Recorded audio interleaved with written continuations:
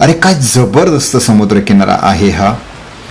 एकदम निळशार पाणी म्हणतो ना आपण, स्वच्छ पाणी, असा हा बीच आहे.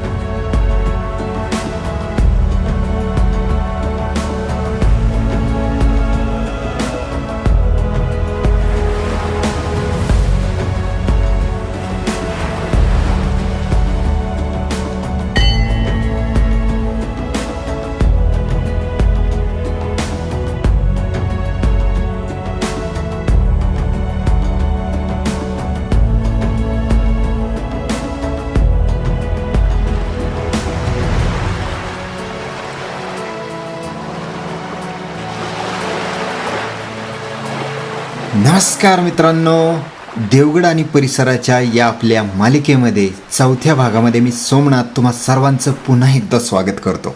थोड्याशा कमर्शियलाइज स्पेसेसपासून ऑफबीट जर तुम्हाला निसर्गाच्या सानिध्यात जायचं असेल आणि खऱ्या अर्थाने निसर्गाचा आनंद लुटायचा असेल तर Devgad is the best place. पाहत राहा आमचा YouTube channel edit quick productions. कोकणचे विविध व्हिडिओ पाहण्यासाठी आमचा चॅनल सबस्क्राईब करा आणि त्यासमोरील बेल आयकॉनही दाबा, जेणेकरून नेक्स्ट व्हिडिओचे नोटिफिकेशन्स तुम्हाला त्वरित मिळतील.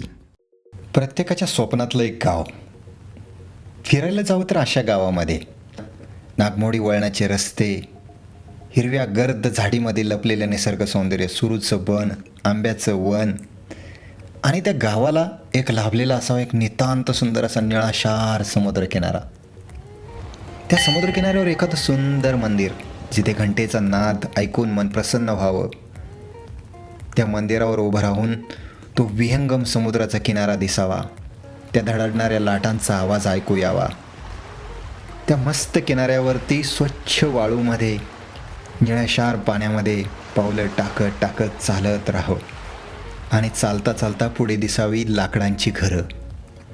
किनाऱ्यावरची सुंदर अशी ही लाकडांची घरं. ही नुसती कल्पना नाही आहे मित्रांनो, हे वास्तव आहे. हे गाव आहे कोकणामध्ये, हे नितांत सुंदर गाव आहे अगदी देवगडजवळ, आणि तेच गाव मी तुम्हाला दाखवणार आहे. त्या गावाचं नाव आहे मिठबाव. आपल्या निसर्ग सौंदर्याला सिद्ध करत काथ टाकू पाहणारं कोकणातील हे एक छोटं गाव, अर्थात मिठबाव. हा रोड मिठबाव गावातून समुद्रकिनाऱ्याकडे व MTDC रिसॉर्टकडे आपल्याला घेऊन जातो. ॲज युजल इथे कुठे राहायचं, काय पाहायचं, कुठे खायचं आणि इथपर्यंत कसं पोचायचं हे जाणून घ्यायचं असेल तर हा व्हिडिओ शेवटपर्यंत पहा. चला आता आपण पाहूया इथपर्यंत कसं पोचायचं. पुण्यावरून तुम्हाला मिठबावला पोचायचं असेल तर तुम्ही पुणे, सातारा, कोल्हापूर, गगनबावडा, वैभववाडी, तळेरे, देवगड, कुणकेश्वर आणि फायनली मिठबाव बीच असा प्रवास करून साधारण 375 किलोमीटरचं अंतर पार करून तुम्ही मिठबाव बीचवरती पोहोचू शकता. पुणे टू मिठबाव या रस्त्याची गुगल मॅपची लिंक मी तुम्हाला व्हिडिओच्या डिस्क्रिप्शनमध्ये खाली देत आहे, ती रेफर करा.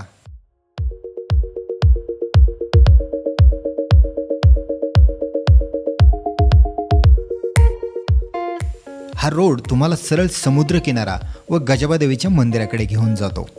या मंदिरापर्यंत ST बसही येते. हे जे मंदिर दिसतंय ते आहे गजाबादेवीचं प्रसिद्ध असं मंदिर.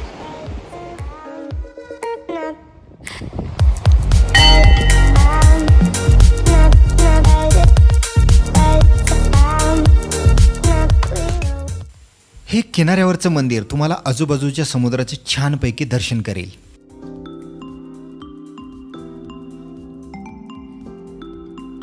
माझ्या मागे जो दिसतोय तो आहे मिठबावचा बीच.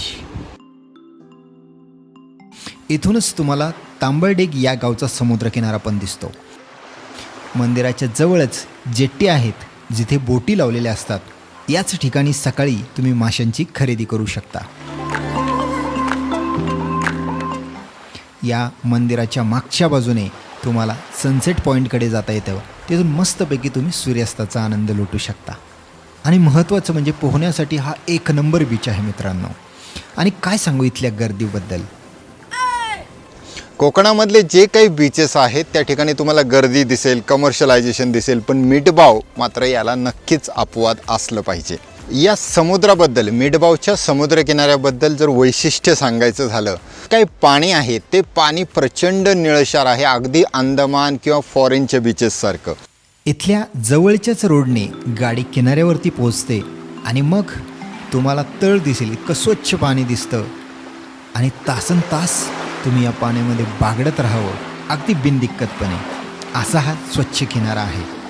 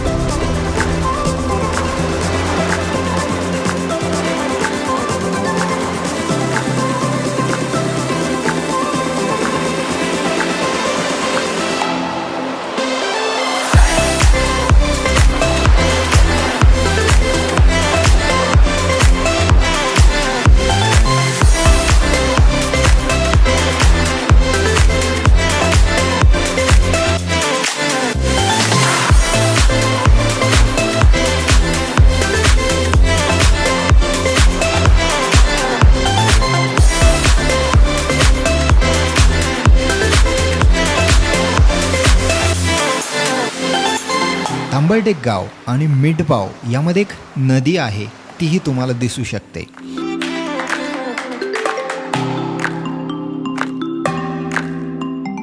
येथील बीचच्या कडेच्या रस्त्याने सुरूच्या बनातून केरळच्या धर्तीवर बांधलेल्या MTDCच्या लाकडी घरांकडे आपल्याला जाता येतं.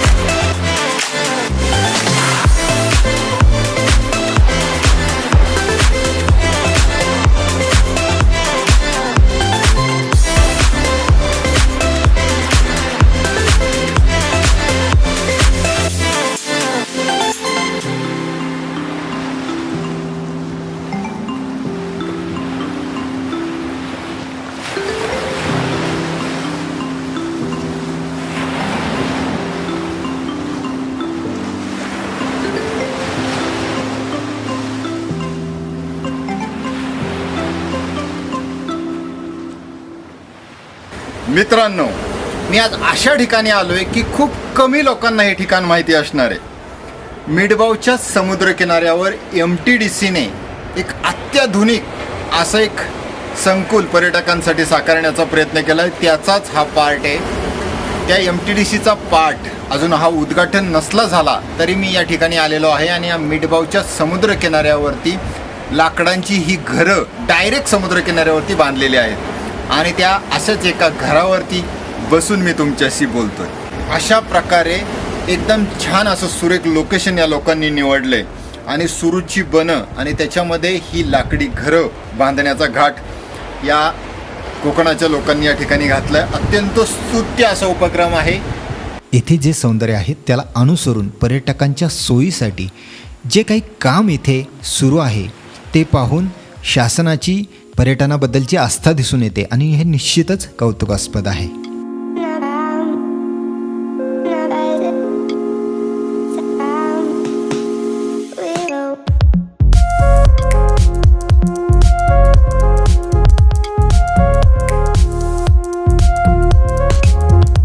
मिठबाव येथील हे MTDCचं सुंदर असं रिसॉर्ट आहे.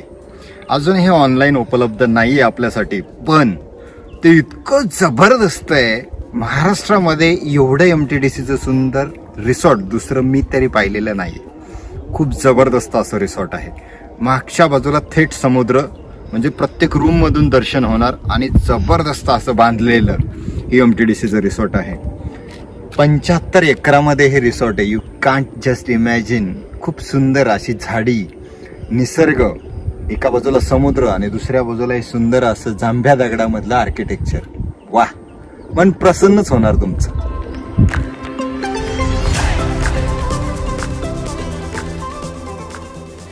डिअर MTDC, हे रिसॉर्ट लवकरात लवकर सुरू होण्यासाठी आम्ही सर्वजण आतुरतेने वाट पाहतोय.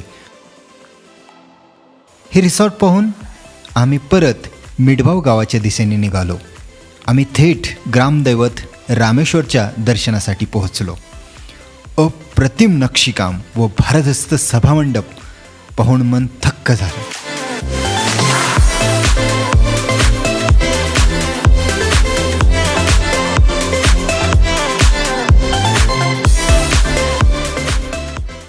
प्रसन्न दर्शन घेतलं, पण आता पोटात कावळे ओरडत होते, कारण 2 वाजले होते आणि आमच्याकडे जेवणासाठी आता 2 ऑप्शन्स होती.